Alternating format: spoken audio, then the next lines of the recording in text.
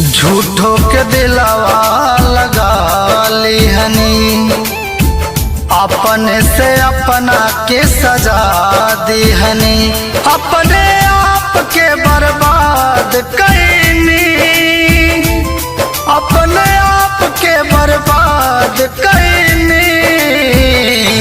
प्यार वाला अपराध कई के अपने नजर में अपराधी भईनी।